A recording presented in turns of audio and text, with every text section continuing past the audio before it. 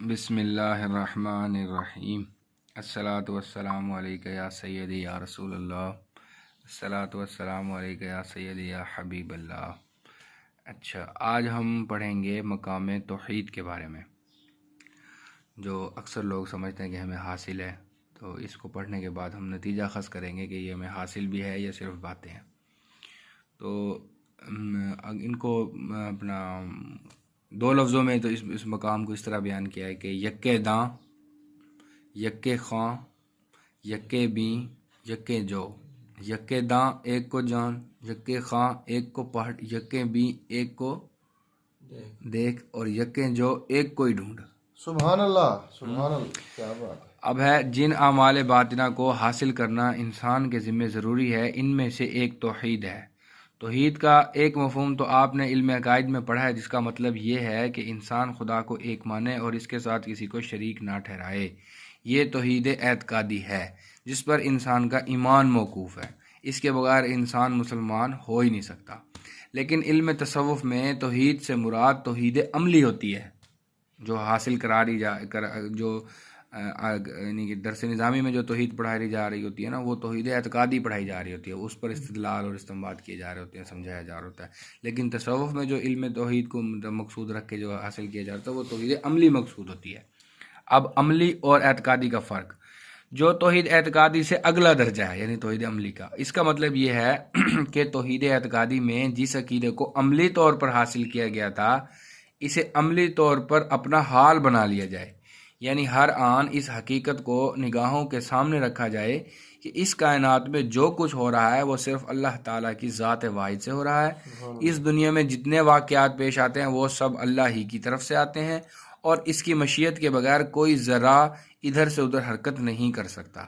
عقیدے کی حد تک تو اس بات کو ہر مسلمان جانتا اور مانتا ہے، لیکن ہر رنج، راحت، غم و مسرت کے وقت اس حقیقت کا استحضار نہیں رہتا، جو پھر جب پریشانی آنے پر جو ہم عملی مظاہرہ کرتے ہیں نا، اس سے ایسا لگتا ہے کہ ہم اس بات کو بھول گئے ہیں۔ اگر ہمیں یہ بات یاد ہوتی کہ سب کو کچھ کرنے والا اللہ پاک کی ذات ہے، پھر ہم پریشان نہ ہوتے۔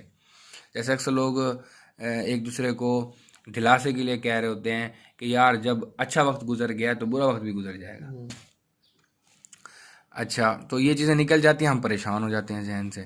وہ صرف اللہ تعالیٰ۔ اچھا، آگے فرماتے ہیں لیکن ہر رنج، راحت، غم، مسرت کے وقت اس حقیقت کا استحضار نہیں رہتا، اس لیے جب کسی ظاہری ذریعے سے کوئی خوشی یا تکلیف پہنچتی ہے تو آدمی اس ظاہری ذریعے کو سب کچھ سمجھ بیٹھتا ہے۔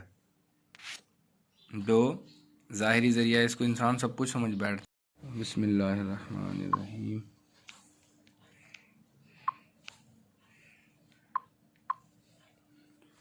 تو خوشی اور تکلیف دونوں کی نسبت اسی کی طرف ہے، لیکن توحید عملی کا مطالبہ انسان سے یہ ہے کہ وہ اس حقیقت کو ہر آن اس طرح مستحضر رکھے کہ گویا اس کو دیکھ رہا ہے اللہ پاک کو۔ یہ پھر وہی کیفیت احسانی آ گئی، حدیث جبریل والی۔ اس کو اب ہم کیفیت احسانی، یعنی کہ بندہ تو نماز ایسے پڑھے جیسے تو اللہ کو دیکھ رہا ہے، یا ایسا نہ ہو تو ایسا ہو کہ اللہ تجھے دیکھ رہا ہے، یہ صرف نماز کی حد تک نہیں ہے، سبحان اللہ، سبحان اللہ، یہ ہر معاملے میں ہے۔ دیکھو جی، اب حضرت امام عبدالوہاب شعرانی فرماتے ہیں کہ جب تو کھانا کھا رہا ہو نا، تو تیرے ذہن میں یہ ہو کہ اللہ پاک کھانے سے پاک ہے، پھر اس کی یہ کیفیت ہے کہ جب تو کھانا کھا رہا ہو نا تو تیرے ذہن میں یہ آ رہا ہو کہ یار اللہ پاک نے کھانے سے پاک ہے، میں محتاج ہوں کھانے کا۔ یہ استحضار ہے نا، یہ آتا ہے ذہن میں، آتا ہے نا، سبحان اللہ۔ کوئی بھی ہمیں نیند آ رہی ہو کہ ہم کہیں یار دیکھو ہم کتنے کمزور ہیں، ہم نیند سے مارے جا رہے ہیں، اللہ پاک کو نہ نیند آتی ہے نہ اونگ آتی ہے۔ اپنی ہر اس کے ساتھ جب اللہ پاک کا معاملہ دیکھیں گے نا، تو پھر اللہ پاک کی عظمت پیدا ہوگی اور اپنی جو ہے نا پستی پیدا ہوگی، اور جب پستی پیدا ہوگی تو پھر اللہ پاک سے ملاقات ہوگی، معراج ہوگی۔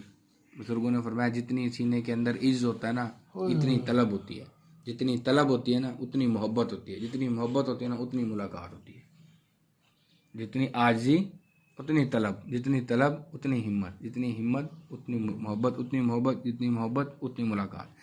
جب انسان کائنات کے ہر واقعے کے پیچھے ہر آن خدائے واحد ہی کو دیکھتا ہے تو وہ لوگوں کی دشمنی دوستی سے بے نیاز ہو جاتا ہے۔ اس لیے وہ جانتا ہے کہ جو راحت یا تکلیف اسے پہنچتی ہے وہ تمام تر خدا ہی کی طرف سے ہے۔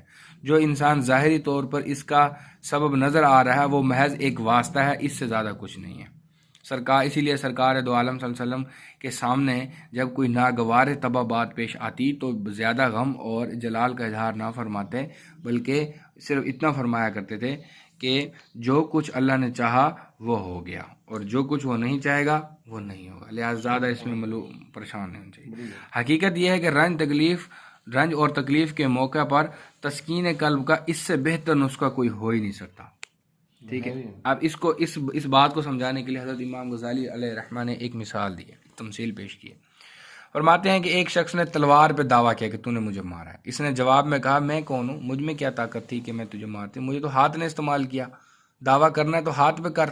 اس شخص نے ہاتھ پہ دعویٰ کیا تو ہاتھ نے کہا کہ میرا کیا قصور ہے، میں تو بے حس اور بے شعور تھا، یہ تو ارادہ تھا جس نے آ کر مجھے جگایا، اس لیے لڑنا ہے تو اس سے لڑو۔ اس نے ارادے پر دعویٰ کیا کہ تو اس نے کہا کہ میں کیا چیز ہوں، مجھے تو دل نے اس حرکت پر برانگیختہ کیا تھا۔ دل کے پاس پہنچا تو وہ بولا میری کیا حقیقت ہے، میں تو کسی اور کے قبضے میں ہوں۔ دل ہاں کتنے مقدمہ ہو گئے۔ اس طرح انجام کار تمام حرکات کی انتہا ایک ہی فاعل حقیقی پر ہوتی ہے اور وہ اللہ تبارک و تعالیٰ کی ذات ہے۔ سبحان اللہ، سبحان اللہ، سبحان اللہ۔ بس یہی وہ حقیقت ہے کہ جس کا ذہن میں ہونا توحید عملی کو مطلوب ہے۔ جب انسان توحید کے اس مقام کو بدرجہ عتم بول کے یعنی بہت اچھے طریقے سے حاصل کر لیتا ہے تو نہ اس کے دل میں کسی کی خوشامد کا جذبہ پیدا ہوتا ہے، نہ وہ چاپلوسی کرتا ہے۔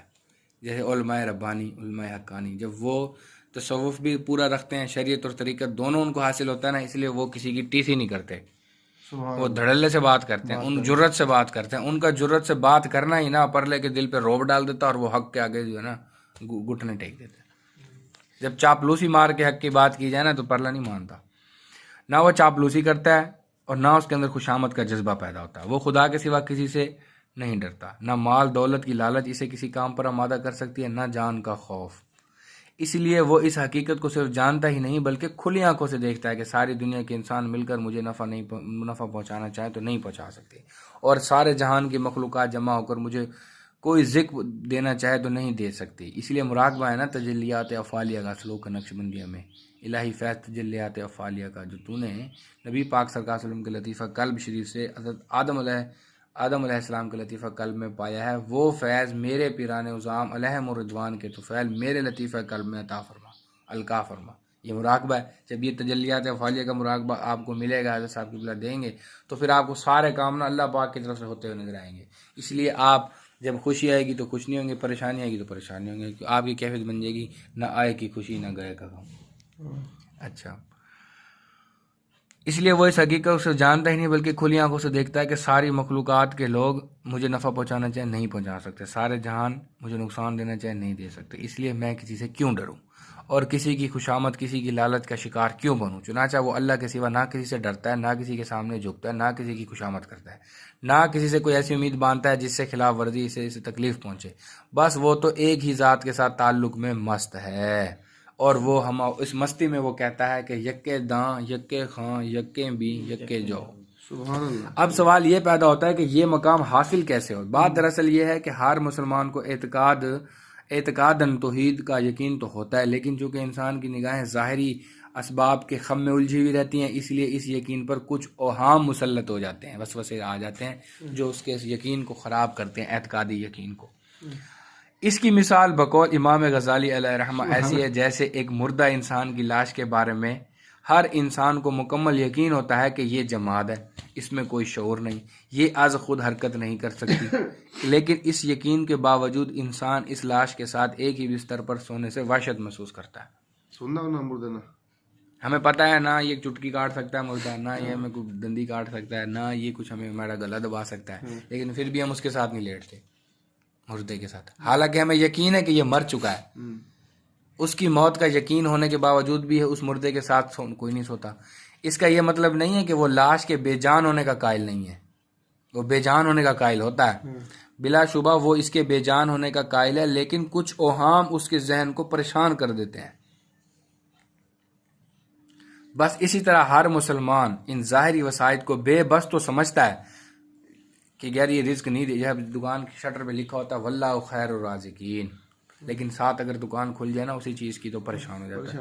بھئی جب واللہ خیر الرازقین کہہ دیا تو 10 دکانیں کھل جائیں، پریشانی کی کیا بات ہے؟ اب اس کو یقین ہے کہ واللہ خیر الرازقین پہ، لیکن اس کے ذہن کے اوپر نا اوہام مسلط ہو جاتے ہیں جس کی وجہ سے پریشان کرتے ہیں، تو یہ ان کی بات ہے۔ مگر اس کے قلب میں اتنی قوت نہیں ہوتی کہ وہ ان اوہام کو اپنے اوپر غالب نہ ہونے دے۔ اگر قلب میں یہ قوت پیدا ہو جائے سبحان اللہ کہ وہ اوہام کو یقین کے اوپر غالب نہ آنے دے تو توحید عملی کا مقام خود بخود حاصل ہو جائے گا۔ سبحان اللہ سبحان اللہ سبحان اللہ، کیا بات ہے۔ ٹھیک ہے، اسی لیے فرماتے ہیں، اس لیے شعر ہے، کچھ بھی مجنوں جو بصیرت تجھے حاصل ہو جائے، مجنوں سے مراد ہے دنیا کے دیوانے، کچھ بھی مجنوں جو بصیرت تجھے حاصل ہو جائے، تو نے لیلا جسے سمجھا ہے وہ محمل ہو جائے۔ یعنی مجنوں لیلا کا پجاری ہے تو لیلا مجنوں کے اوپر وزن ہے نا، ٹھیک ہے، جب اس کو لیلا کی حقیقت پتہ چلے گی نا تو پھر یہ لیلا کے اوپر وزن بن جائے گا۔ ٹھیک ہے، قلب کی یہ قوت مراقبات کے ذریعے حاصل ہوتی ہے اور ذکر اور اذکار کے ذریعے حاصل ہوتی ہے۔ ٹھیک ہے، اسی طرح صبر، شکر، زہد، توکل، ان سب چیزوں کے اندر جو ہمیں اوہام مسلط ہو جاتے ہیں اور ہم ان اوصاف حمیدہ پر نہیں چل سکتے حالی طور پر، تو جو یہ اوہام مسلط ہوتے ہیں یہ ذکر سے دور ہو جاتے ہیں۔ لیکن ذکر وہ جو ذکر ماخوذ ہو، ذکر غیر ماخوذ نہیں۔ ذکر ماخوذ وہ ہوتا ہے جو سینہ بسینہ بزرگ سے لیا ہو، سبحان اللہ سبحان اللہ۔ جسے ذکر ماخوذ یا ذکر حقیقی کہتے ہیں۔ غوث پاک میرا، جب انسان یکسوئی کے ساتھ روزانہ واقعات عالم پر نظر کرتا ہے، دیکھتا ہے کہ انسانوں کے بنائے ہوئے منصوبے کس طرح روزانہ خاک میں مل جاتے ہیں اور تجلیات افعالیہ کا فیض اس کی طبیعت میں سرایت کرتا ہے، تو رفتہ رفتہ اس کے دل سے اوہام کے بادل چھٹنے لگتے ہیں اور عقیدہ توحید اس کے رگ و پے میں سرایت کر کے اس کا حال بننے لگتا ہے۔ ہاں، ان مراقبات کو اپنے طور پہ نہیں کیا جا سکتا بجز کسی شیخ کامل کی رہنمائی کے، تاکہ وہ انسان کو افراط و تفرید سے روک سکے۔ سبحان اللہ۔ اب دعا ہے کہ جو کچھ ہم نے پڑھا اس پر اللہ تعالی ہمیں عمل کی توفیق عطا کریں۔ اچھا، اس میں ایک ادب بھی بیان کیا ہوا ہے، تھوڑا سا ساتھ ساتھ وہ بھی سنا دیں کہ ادب ہے